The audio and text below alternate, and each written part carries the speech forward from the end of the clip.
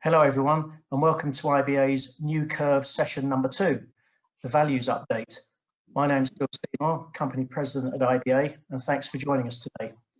I'm pleased to welcome our experienced panel, Stuart Hatcher and Mike Yeomans. So just as a reminder, we've designed these sessions to consist of around 40 minutes of opinion and analysis with 20 minutes to address your questions. Thanks to those of you who have submitted questions already. We will be taking more questions during the webinar, so please ping them over via the questions link on your control panel, and we'll look to address them where we can. So looking at the numbers, that a lot of you we do know, but a very brief introduction to IBA, of course. We do try to maximise opportunity and minimise risk within the aviation sector, and we do this through our advisory services, aircraft and engine valuations, and our practical asset management and tech services. And of course, a lot of the data you're going to see today is derived from our data intelligence platform, IBA IQ. We have done many of these webinars before and have been glitchless, I should say. I hope I'm not tempting fate, but as we move through the slides, there may be a couple of seconds of delay. So without further ado, I'm going to pass over to Stu to perform the introductions today. Good morning, Stu. Good morning, Phil. Cheers. Let me just get started with this. So, starting again with a brief look at the recent failures administration cases. Most of you have seen this chart already, but a recap for those that haven't. We measure here the number of airline failures, all those going into administration, which are in orange, and the number of aircraft involved, which is in red, and we overlay that with Brent pricing. The chart principally identifies where cost headwinds, traditionally a factor of volatile oil pricing and more recently currency, relate to airline failure. Now for 2020, it is down to exposure of fixed costs and therefore comes down to survival using cash reserves, payment holidays and government aid until the market starts moving again.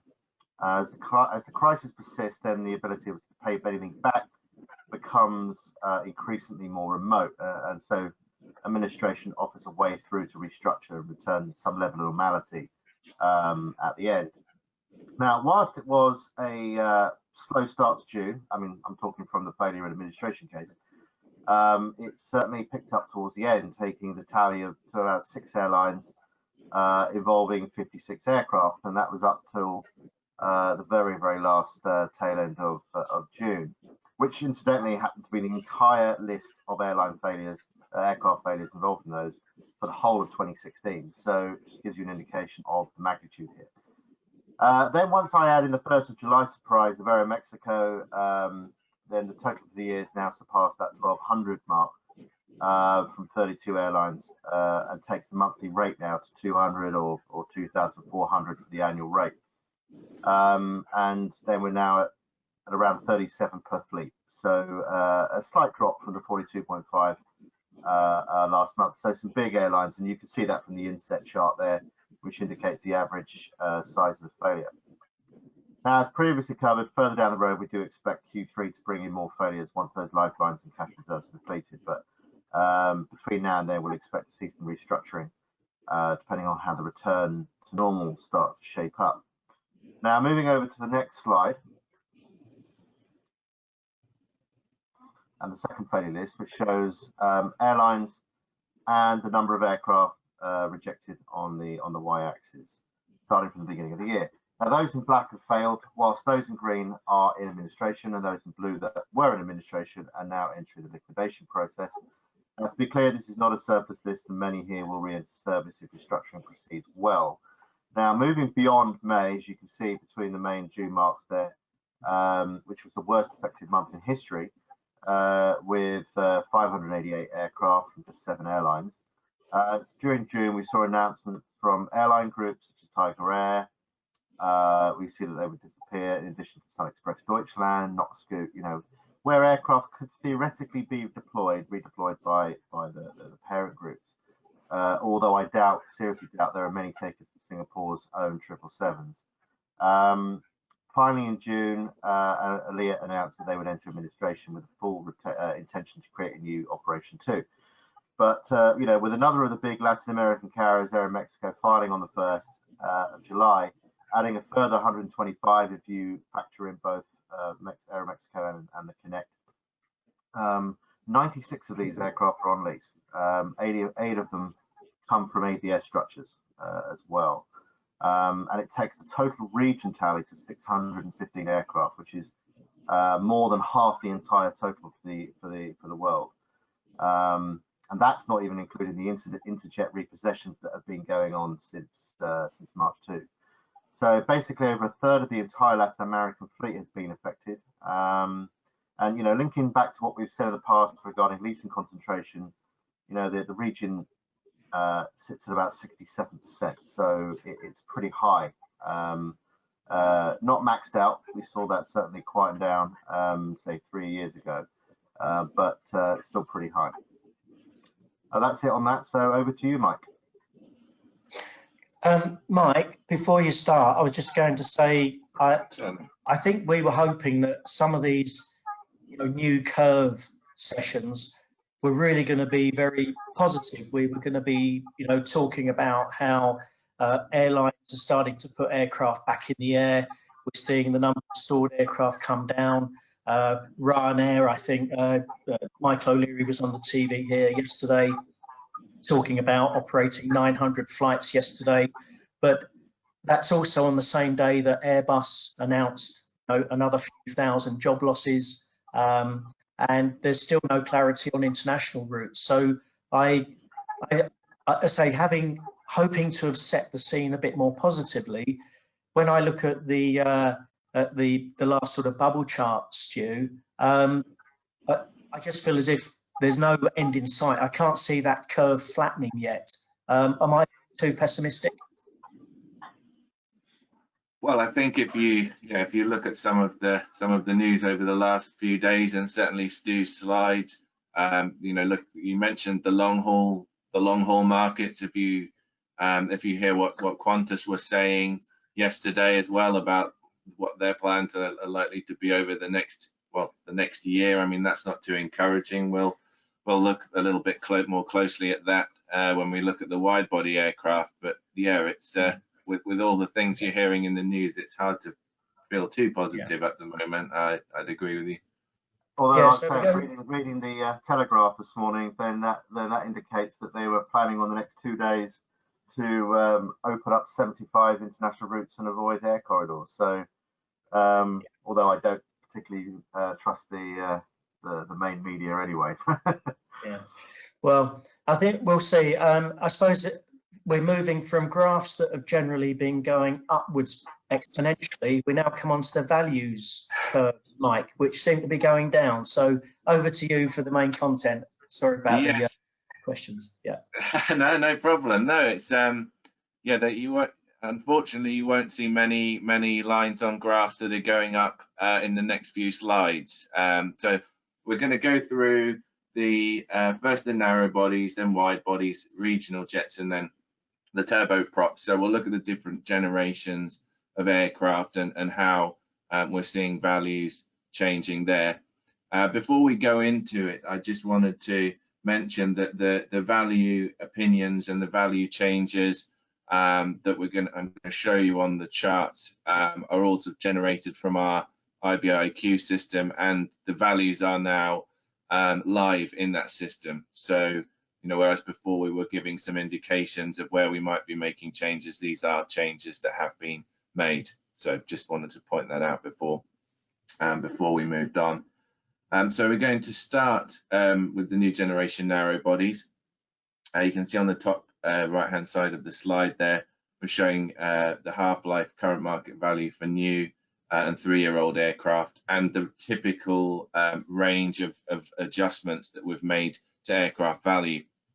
Across those types, A320neo would be the least affected, sort of between 5 and 8% reduction in market value across the vintages. Now, the least affected would be the new examples in this case, and then as you move to sort of the oldest 3-4-year-old examples, you're looking at an 8% decline. Slightly stiffer adjustment on the MAX, slightly steeper decline there in the sort of 9 to 15% range. The MAX 9 was affected there, as it's expected to be more marginalised as the aircraft return to service. Now, obviously, the aircraft are still out of action, so we've not really been seeing trades there, but we would expect to see those sorts of declines on a market value basis. We've seen continued cancellations. Sadly, we saw the news of Norwegian cancelling 92 aircraft yesterday. BOC also recently cancelling 30 aircraft orders there.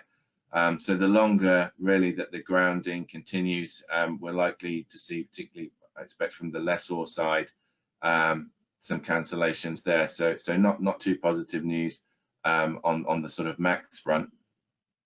Looking at the other aircraft in this company, the A220, 100 and 300, we're a little bit more positive on the aircraft there. We think those aircraft have good characteristics that should help as we recover out of COVID.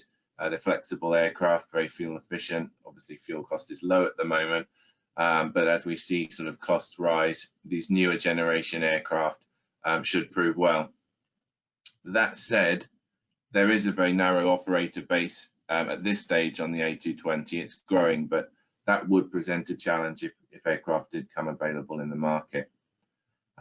Generally, these sorts of figures here that you're seeing in terms of the reductions are going to be among the least affected out of the aircraft that we'll show in this presentation. We're expecting most operators to try and hang on to these aircraft to combat rising costs and also environmental considerations as we recover from COVID. Do we have a polling question after this slide, Phil? Yep. So polling question, everybody. Sure, I should have said at the introduction to everybody to stand by for polling questions. So if I can just grab your extra attention now. This quick poll is the current MAX 737 MAX backlog is circa 4,000. So in the next 12 months, assuming it's back in the air by September 2020, do you expect to see either one of these: limited cancellations and deferrals, substantial cancellations with the backlog reduced to less than 3,000, or orders increasing due to incentives? So please choose one of those, and we'll give you a few seconds to think about it, and let's see what we're thinking about the MAX at the moment. I hope that's long enough. So can we see the results of that? Okay. Yeah, well, rather well, almost everyone thinking there's going to be more cancellations, whether they're limited or substantial. Substantial is the word there. So not brilliant news. And I suppose as far as we've been maintaining base value on the MAX over the last year. Clearly, current market value has been one that we've had to handle very carefully. I think as far as the base value curves, so long as the backlog was into the several thousands, we were maintaining base value. But it sounds like I kicked this off having said I wanted to be fairly positive. Maybe I lulled you into being more negative today, but that's probably realistic. So I hand you back, Mike, for some more good news. That's a question. Let's see what happens. Thanks, Phil. So we're now moving on to the current generation, or sort of outgoing generation of narrow bodies. In that we're looking at the A320ceo family and the 737 NG family. So you'll see in the range of percentage changes that we've made to value here, you'll see on the downside some larger percentage variances there, particularly when you're looking at the smaller members of these families, the A319 and the 737-700.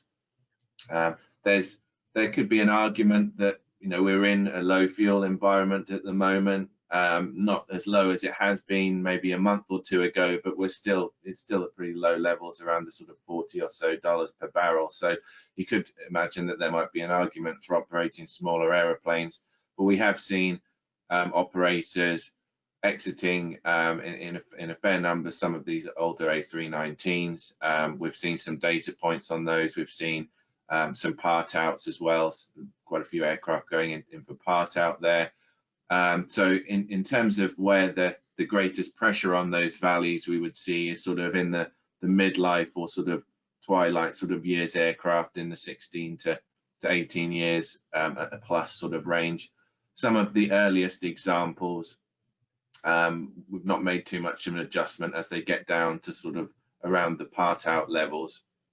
The 700, maybe not so much in terms of fleet exits, but there's a high concentration of aircraft there, particularly in Southwest. So as aircraft start to come out, we expect to see values come down fairly significantly there as well.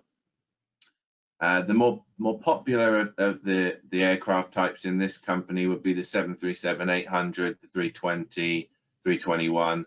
So you're looking at across the vintages there, sort of 10 to 15% decline in market value relative to where we had that before COVID.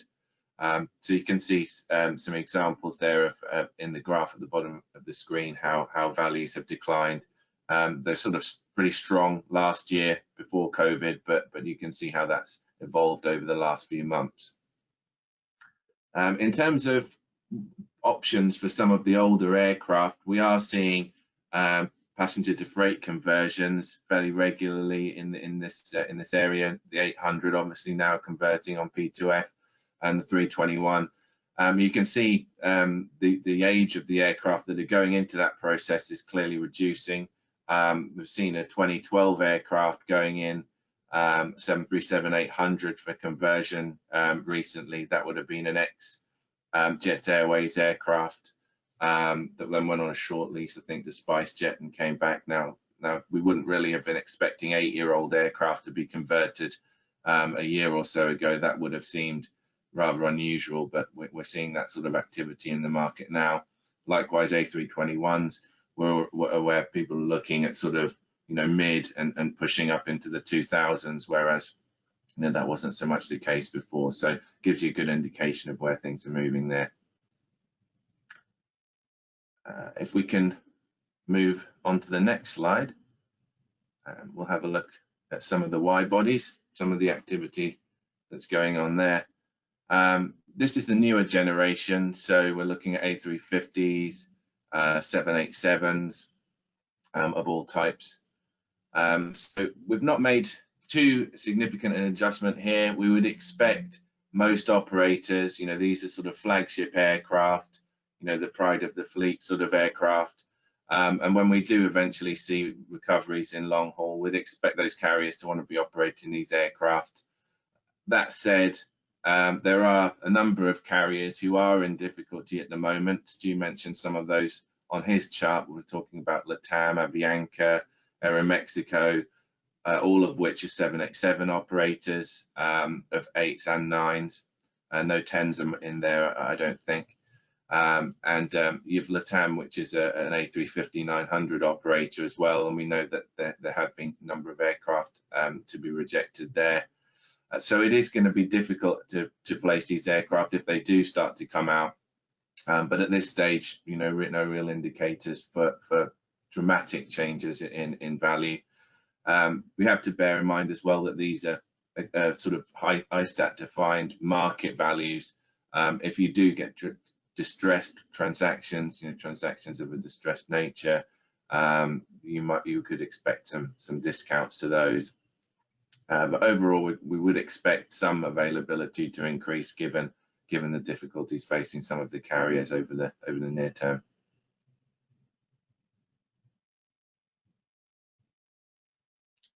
We can move to the next slide. We'll have a look at some of the outgoing generation wide bodies. Now, this is where you're going to see some of the more sort of exaggerated movements in terms of the chart.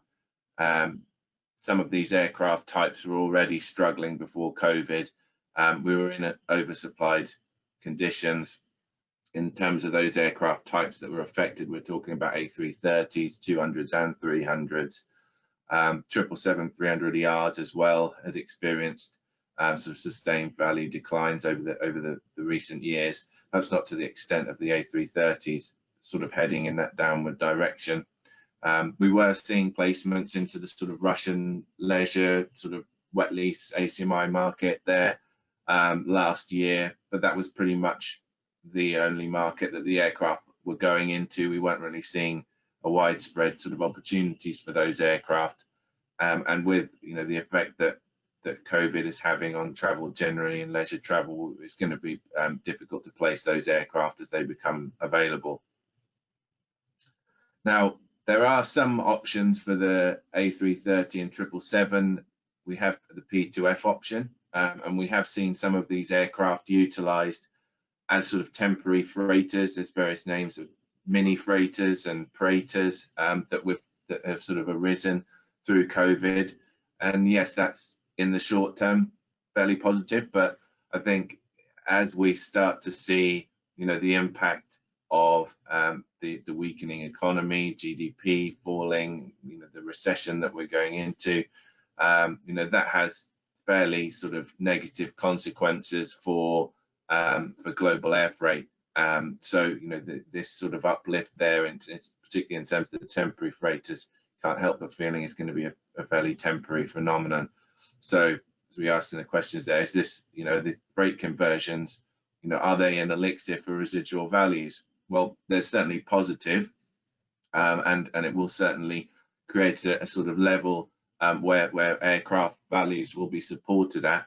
I don't think we're at that level yet, so I don't think it's not the panacea in terms of aircraft values. You've got a big fleet of 777-300ERs, 800 aircraft. Not all of those are going to be converted, clearly. So when we look at the A380, that's one of the aircraft that's had some real challenges over the past few years. Production ending, most operators downsizing their fleets or getting out altogether. We heard news Qantas will be sidelining its aircraft for at least 3 years, not expecting sort of international travel really to return until almost a year away by the news that we heard yesterday. We've also seen sort of aircraft not transitioning into new carriers, so it's going to be very limited opportunities in the market for that aircraft. So we have reduced our market value.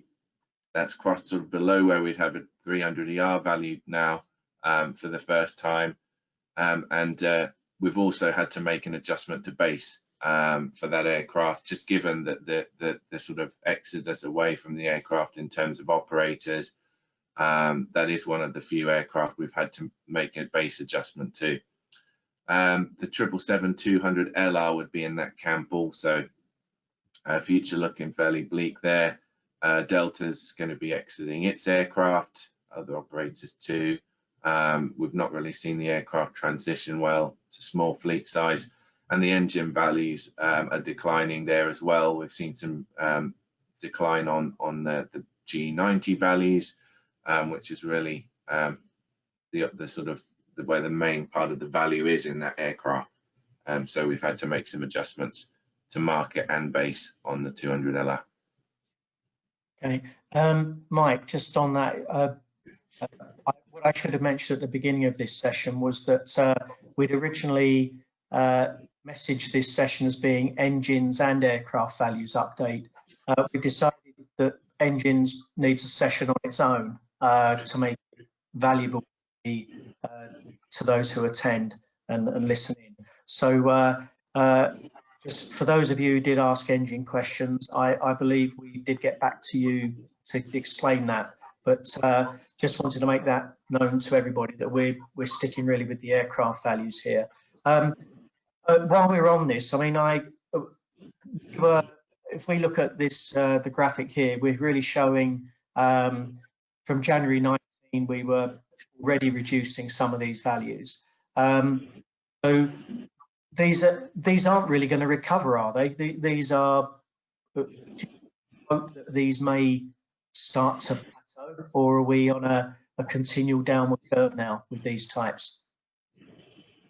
I think it depends on the aircraft type you're looking at there. I think if you look at the 200 LR, don't think there's a lot of chance really for that aircraft type to recover.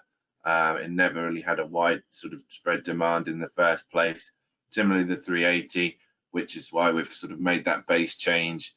It looks unlikely that it's going to recover, just given the options that you have in the secondary market. In terms of the 330s and the 777s, in terms of recovering in values of specific aircraft increasing, I don't think they will, but I think there's still, a chance that they can recover in line with where our base values are set, although that will take time, given the sort of horizon we expect at which the long haul markets will recover. I mean, most sort of industry commentators and IBA's view is the same, that it's going to take a lot longer for long haul markets to recover. While you're talking maybe 2023, perhaps for domestic or shorter haul, it's going to be a year, two, maybe more, until we get back to pre-COVID levels on the long haul. Okay, thanks. Back to you, Mike, for your main presentation again. Thanks. Okay, thanks, Phil. So now we're looking at the oldest generation of wide bodies. In percentage terms, these are probably the worst affected in our recent sort of update in terms of how much we've reduced market values, but perhaps not in dollar terms, given the higher value of some of the earlier aircraft we looked at. So across here, you're looking at 747s, A340s, older four-engined aircraft. These have been the subject of sort of fleet exits and early retirements recently. 747s have been retiring in droves. There's numerous parked at Kemble. BA examples, retiring those early. KLM, Virgin, we saw doing the wing wave from out of Manchester the other day, retiring the last aircraft there. Qantas retiring, so it's quite sad to see, but those aircraft are winding down, and values, although they're already low, have reduced commensurately. A340, I mean, there's very little value that you can extract from the 600s now. What was a sort of 97-ish aircraft fleet is now down to 66, only 7 flying at the moment. So we expect that to dwindle further, and obviously values very low for that aircraft type. Probably one of the more positive aircraft in this company would be the 767-300ER. Although we're seeing passenger aircraft come out, American retiring its aircraft early, but we're still seeing aircraft converted to freighters, and those aircraft should have good long lives going forward. We'd still expect to see aircraft converted, so that will support sort of values at the lower level. We have still made some adjustments, but not to the extremities of other aircraft that you would see here. When we're looking at the 777 classics, the 200, the 300, the 200ER, there was really little more than a part-out market before COVID for these aircraft. So, other than placing them in long-term storage or perhaps a part-out, it's hard to see, where there's going to be opportunities for those aircraft going forward. We did see an airframe that was sold to the US government for sort of testing options there. That was, quite a unique placement of the aircraft there, but it just sort of evidences how little demand there is for these aircraft in continued service. So not too positive a story there. You're looking at a sort of 20–30% value reduction. We can move to the next slide. We'll sort of move out of the wide bodies and more into the regional jets. So primarily here we're looking at the 70-seaters. That's all 70+ seaters, sorry. We were seeing some pressure before COVID on the 190s, and now, given you're seeing operators exiting like American and Air Canada, aircraft coming out of there. We have sort of adjusted our value opinions down further. We'd already sort of slid those in our January update, but we expect to see the difficulty in placing some of those aircraft over the near term, at least. I think operators that have those in fleet, that sort of have regional aircraft, because we're expecting to see, the domestic and regional markets come back quicker, we'd expect to see operators sort of holding on to those if they can for their existing aircraft. We've seen the likes of KLM and Lufthansa operating their regional fleets. Given that there's a sort of reduced traffic levels, that those aircraft can work in terms of those applications. But we do, looking at some of the carriers that are in difficulty. Earlier we saw Aeromexico. They're the largest non-US operator of E-jets. They have 9 E170s and about 48 E190s. So if we see many of those aircraft come out of Aeromexico as part of this restructuring and bankruptcy protection, then that will soften values further, I think, given that the oversupply will have increased there. We were already seeing part outs last year of the E170 and the E190. We've seen some data points there in terms of transactions, some of the part out numbers and trades that are going on there. So that has caused us to weaken our value opinions. On the more positive side, looking at the sort of US regional carriers, the aircraft that are more demanded there, that are scope compliant, we expect those to hold in those fleets, to sort of be stickier in there and not to expect availability to increase too much. We saw Compass fail, but then those aircraft are moving into Envoy. We expect those to sort of carry on and still to be operated. So hopefully we won't see too much availability increase on that side. If we do see older aircraft come out, however, across the sort of CRJs and E-jet fleets, we'd expect to see some discounting there in terms of the values that would be achievable. The transactions we've seen on aircraft like E170s, would 20% lower on the older aircraft. If the aircraft's in poor maintenance condition, it can be a lot lower than that. So that's sort of where we're seeing values moving. You can see really across all of the models in the sort of 6-year and older, some degree of decline in the chart at the bottom of the screen there. A relative positive is that the new generation aircraft supply shouldn't be too high over the next few years. Most of the customers are deferring the deliveries, particularly in terms of the Embraers, sort of pushing to next year and further. Comac will be pushing ahead with their deliveries of the ARJ, but that's very much China-centric, so it's pretty much only deliveries into China there. And the SpaceJet program has been further delayed, so there won't be sort of supply coming in from there. So really it's going to be guided by how many aircraft come out through fleet divestments and operator failures. Okay. If we can move on, we'll look at the sort of final area of the market, the turboprops. There's been quite a lot of activity in this area of the market in terms of airlines either failing or exiting, particularly the Dash 8. We've discussed it in a few of our previous webinars. Obviously, Flybe failure, LGW failure, and other operators exiting the aircraft has increased supply fairly dramatically.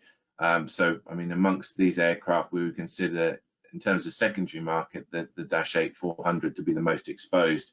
And as such, you see the typical value change range is pretty high there, 38% on some of those midlife aircraft. We have seen offers even sort of lower still in distressed transactions. Obviously, we have to bear that in mind when ascribing a market value opinion. So we wouldn't set our market value as low as those levels.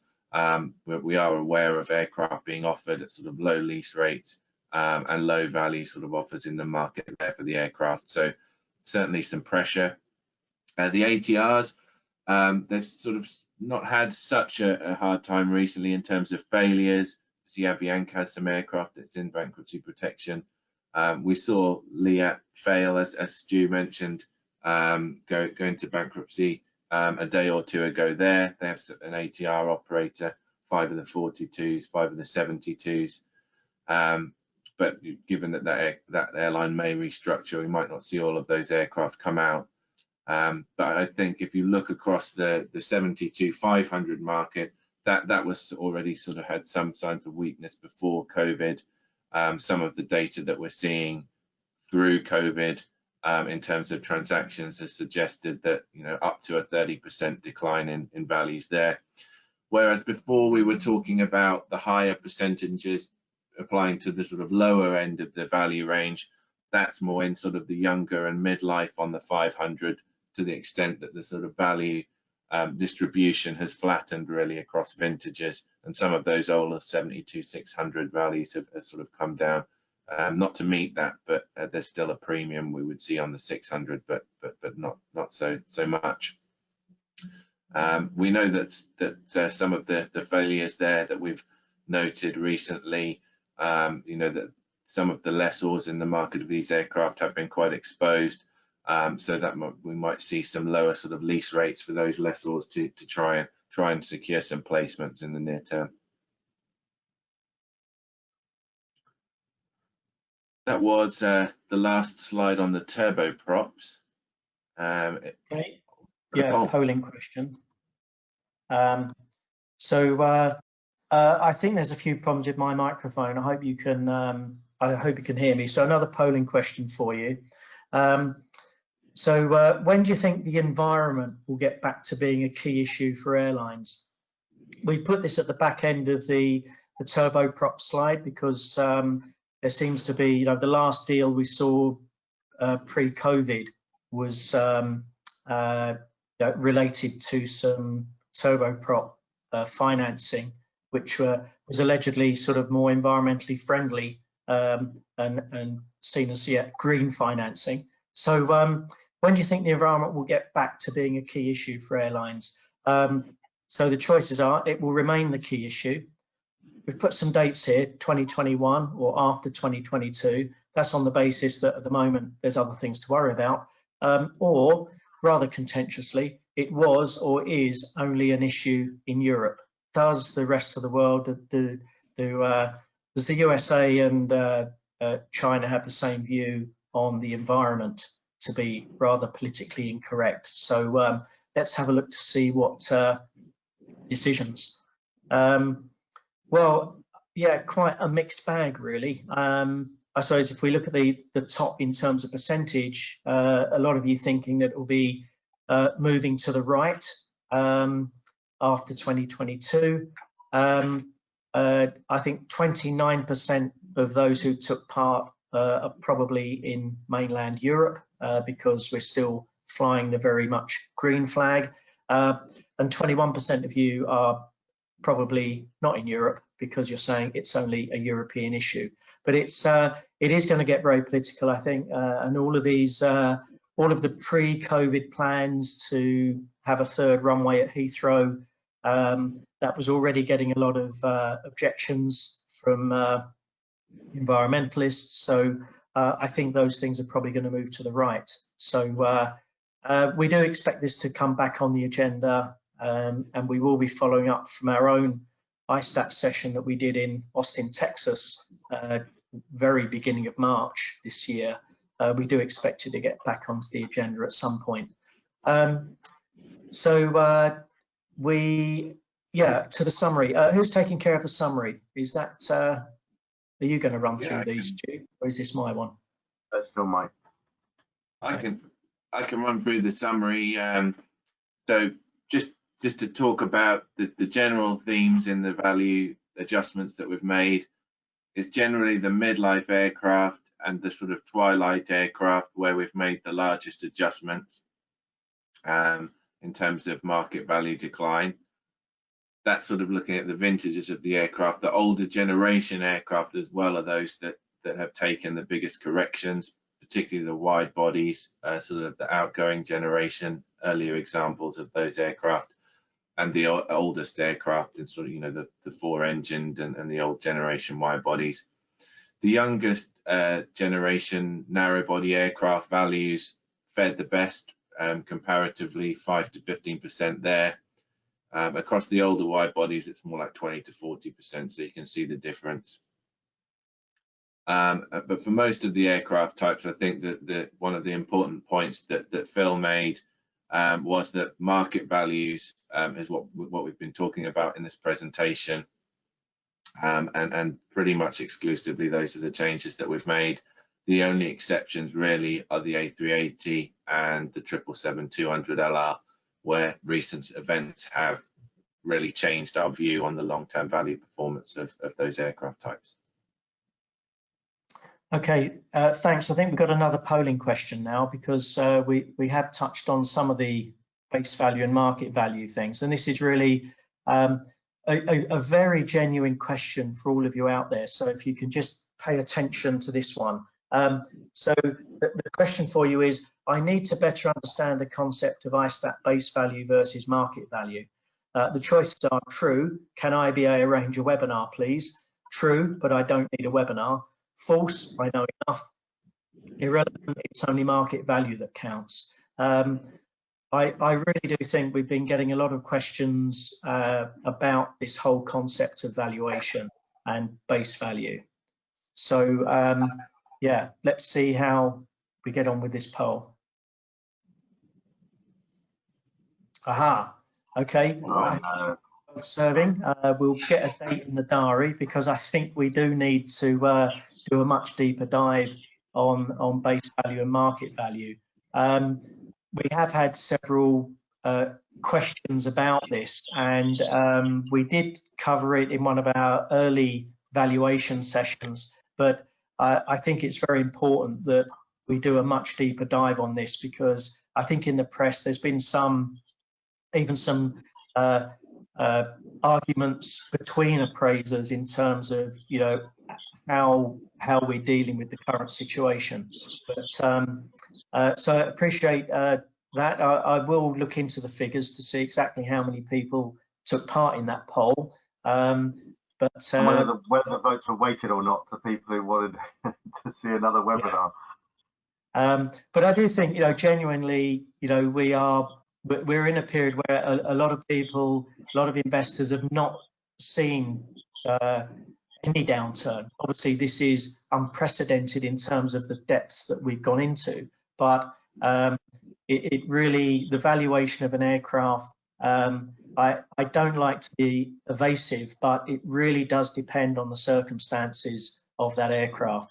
So a few questions we've had coming in. I suppose this is Mike. I don't know if there's any way we could go back to slide 8, which I think was the outgoing generation wide bodies. Is that, yeah. So this is really what I did ask you a question on this, Mike. If we look at the graphic here, we'd already started to see a downward curve on these in any case. Now, can we go to the new generation wide body, which I think might have been the slide before? Right. Yeah, yeah.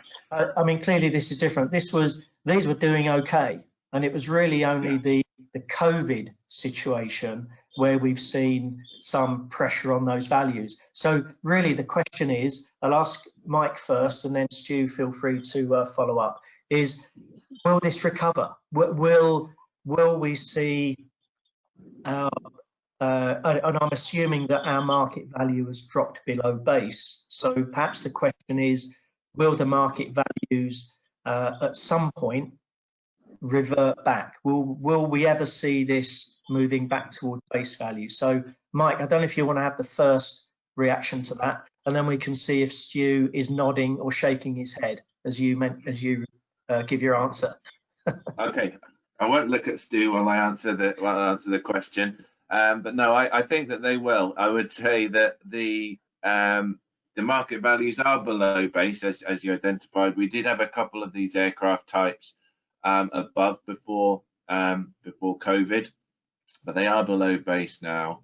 I think given the sort of magnitude of the change, these values could recover to the levels of where base are. So, I mean, if I didn't think that, that would be a cause for us to review where our base value is, but we're not doing that. Still have confidence in where those base curves are, so I think we can still recover to those levels, but it just might take some time given the difficulty that we're facing. See what Stu thinks now. So I mean, all these aircraft are pretty much, you know, definitely the top three have only entered service in the last few years. And market values and base values were equalised anyway, because let's face it, the only transactions you see for a wide body of this age, apart from first delivery, are sale leasebacks, ABS transactions, WTCs, and some pushing of paper around the system. So trying to get real numbers on you know, actual arm's length transactions between two parties is quite a tough thing to see. So unsurprisingly, most appraisers would have these at equalised prior to this, and where we've seen fluctuations go up or down a little bit is really down to some of the option pricing we see, some of the variations we see between different operators. Yeah, what the market really needs is a great big clear out. Well, clearly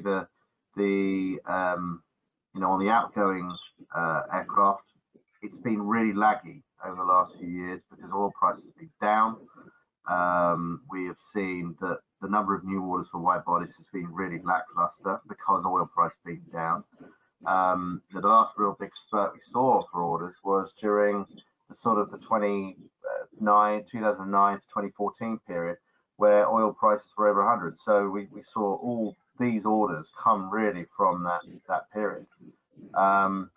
And I think that, you know, there's a big clear out of older aircraft that have to go through. There is a refleeting process. You look at the backlog, some of these, it's pretty big, and they're going to be deferred. So when the international markets do come back, the demand for these types of aircraft, provided they're in the right configuration, are going to be quite bouncy from that point of view. But really, when we start seeing transactions of some of these, it's going to be an opinion, because really only one of the ones we're seeing from the Chapter 11s now do we really going to see some potential movement, because all of these aircraft, with the exception of 1000, are involved in airlines that have got some problems. I mean, there's one A330-900 with Air Mauritius, but the 350-900s, we've seen that with LATAM, and the 787s, as Mike mentioned, you know, we've seen a whole number of those which are involved in some of the Chapter 11s. So none of those may, or very few of those may actually come to the market. You know, certainly there may well be that even for the WTC from LATAM, you know, that may be a bring back to the table game. You know, renegotiate, reset where those levels are, and many of these may end up going through some level of restructuring. We've seen lease rates come down for many of them over the last couple of years,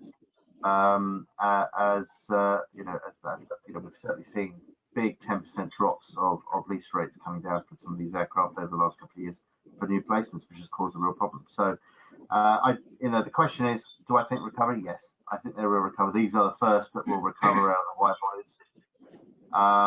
And you know, there's nothing to suggest that the economic lives will be affected if there is a clear out, but there does need to be a clear out.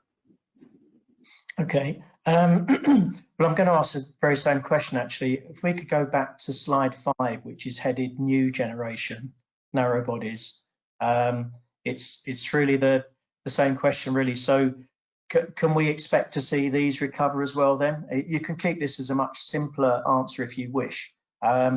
These are just COVID glitches. Is that fair to say, Mike, or am I putting words into your mouth? No, I would agree with that, Phil. I think you know, it's perhaps going to take some time for us to recover from COVID, but I think that these values will recover in line with where base values are. You know, I think we spoke a little bit about the MAX before and some of the cancellations. I think at the levels that they are at the moment, that's sort of manageable and would allow us a value recovery. We just hope not to see, you know, mass cancellations. Although a lot of the audience seems to be predicting that over the next over the next while, which isn't particularly positive to hear. If if that does happen and we do start to see the backlog erode in significant numbers, then that might change the viewpoint. But I don't see that as we stand today. Okay. So as this process of moving back through the slides is working so well, we'll go on to the next slide, which is headed current generation narrowbodies. Excellent. So I'm back to this paradox. I'm really confused, genuinely confused. I know we're meant to have all the answers, but we're reading a lot about small is beautiful. The large aircraft are under pressure. Clearly, they're associated with, intercontinental, international travel. We know that is still under pressure. But in terms of domestic and more regional travel, the governments are sort of giving some alleviation. And the anecdotal stuff that we're seeing is that 319 should be doing very well. A220 should be doing very well. The smaller versions of the main types should be doing well. So I just wonder, looks like we were already had some pre-COVID pressure on some of the older variants here, although the graphic here is for 3-year-old aircraft. Is it more a function of age? Because we're saying that obviously some old A319s and older 737-700s by their very nature, they're going to be possibly 15, 20 years old. Is that really just a function of the age rather than them not being the right size? So I don't know, Mike, I don't know if I've asked you a question there, Mike. I'm just saying I'm confused because I thought A319s would be doing well. Yeah, that's sort of logic would suggest that, use a smaller aircraft when demand's down, fuel's low. So, that sort of plays into that equation as well. But generally, when you look at the behavior of the operators and the fleet decisions that they've been making, in a low fuel environment, you'd expect, okay, well, we can continue to use our older aircraft because that they're cheap and the fuel cost is low. But those are the aircraft that they've been getting rid of. Similarly with the A319, we've seen a number of operators exiting there. So in the decisions that are being made, it seems to be taking more of a longer term view. You've mentioned the environmental considerations. While that might not have a big impact in the next year or two, these decisions aren't over the next sort of 6, 12, 18 months. It's a long-term decisions that are being made here. And clearly, I think airlines are seeing that as over the longer term as something that's going to be important as we eventually recover. Having those newer generation or younger aircraft is going to be important. So I think the market's kind of spoken on that point, really. Okay. A general question here. These we did some valuation updates in the middle of May. Have we adjusted our values since that presentation we did? What is that, almost 6 weeks ago? As a general comment or question. Yeah, so in some of our updates in May, we adjusted some aircraft which we had above base value. We sort of adjusted that down in line with base value. As we've seen more data come through, we have made sort of some further adjustments. Have you seen most of the aircraft are sort of dipping below base there? So yeah, there have been some changes compared to what we looked at in May, as more data has started to come through and feed those decisions.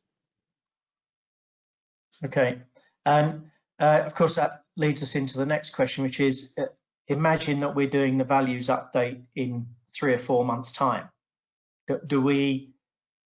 Can this actually get any worse? I mean, once you get a certain percentage of aircraft that are stored, doesn't it sort of plateau or trough at a particular level? What could happen in the next 3 or 4 months as we look forward?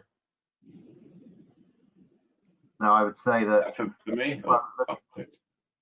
Yeah, towards looking towards the end of the summer, you know, the concern I have at the end of the summer is what the Q3 failures that are starting to come will appear. You know, every year we see a spike in Q3. Whether operators can last through that season. Now Q3 is going to time in with the end of the summer and potentially the end of the government aid for many operators. And the lifelines that they've been passed by lessors or banks or whoever have will start to come to a point there where the patience will start to wane, and we'll start to see those effects there, which therefore means we could see a lot higher numbers of aircraft that are coming out. So we may only be sitting on, essentially a lot of the market moves we're seeing at the moment are compared to what we would normally have seen in terms of trades. There are some trades which aren't happening. You know, the trading between the lessors, some of that types of trades aren't happening. There's lots of sale leasebacks that are going on.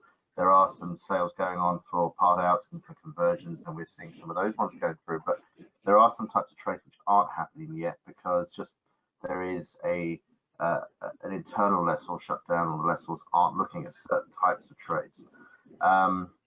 ABSs is another one, and there are, some in terms of some of the data points we're receiving could still be only looking at one side of the market. We may not be seeing everything, and statistically, it does take time for some of these things to filter through. Where I've seen it in the past, generally speaking, it can take some time to get down to the bottom of the trough. There's a sharp negative drop, and then you might end up with a sort of as other aircraft lose favor because of oil spiking or sudden demand drops in certain areas. We may see that happening, but likewise, we may be positively surprised because we're still only really trying to uncover what the level of deferral rates that are going to be. Because if we see a much higher deferral rate than what has been anticipated, and going back to the point of Mike's point on the 319, airlines are taking a very long view, and so they don't have the luxury of using a 319, say, on a route just because it's there. They've no choice. They have to get rid of a bunch of aircraft. They have to get rid of it. So you're kind of looking at where is it going to be in the future.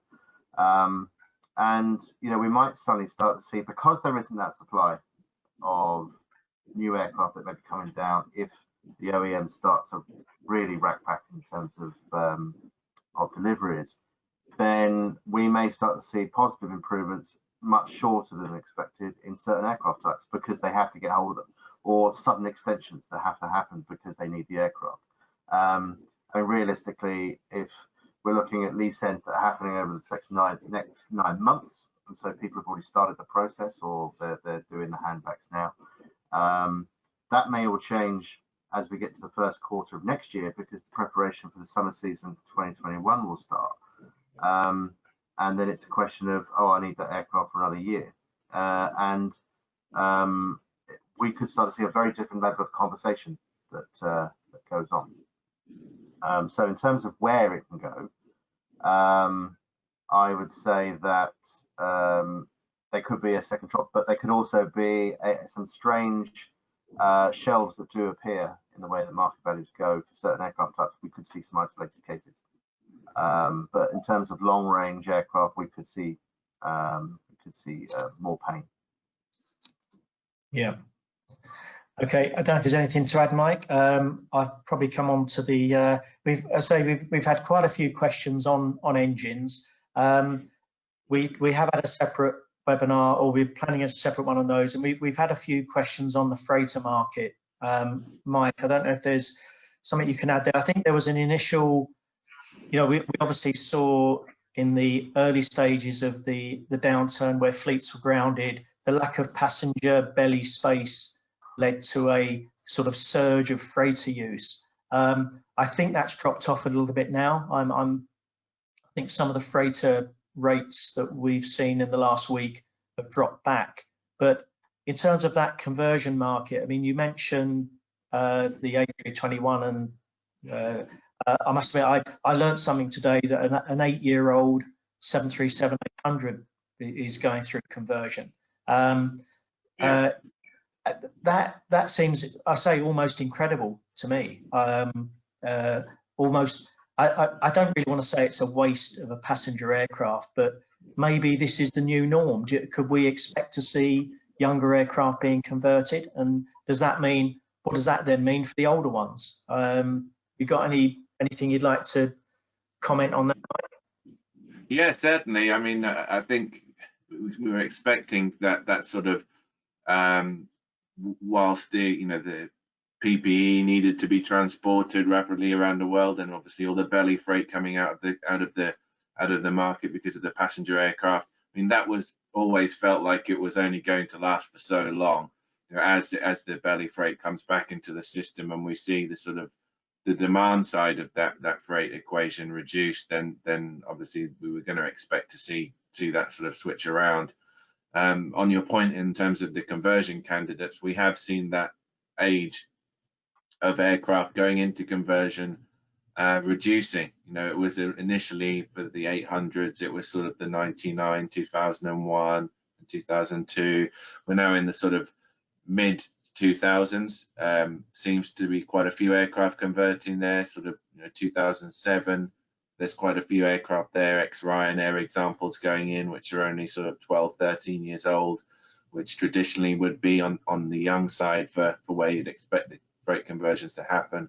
And obviously an eight-year-old aircraft is probably a bit of an anomaly. I don't think we're going to see huge swathes of 8-year-old 800s converted into freighters, but it certainly gives you an indication of what pricing you can achieve on those aircraft.